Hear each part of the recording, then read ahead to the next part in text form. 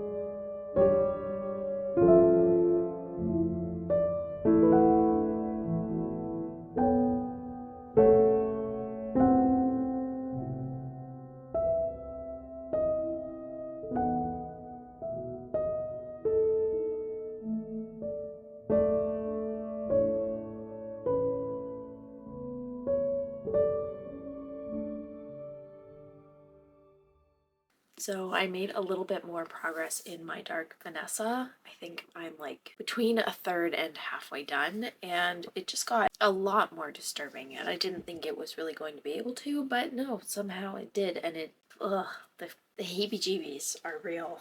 It's just, I had to stop for tonight, I think. So I did end up picking up Devotions, and I've read like the first 10 poems, and I am really loving it so far, but I am getting very tired, so I feel like I'm not giving them the attention that they deserve. So with all that being said, I think I'm going to call it a day. I have had the coziest day, and I couldn't ask for much more. It was a beautiful day outside to go for a walk. I got to read a lot and sit in my new reading chair a lot, which was really nice. Got to hang out with my girls and my boyfriend, and I also had poutine. So yeah. Hey, Ewan, you gonna come up?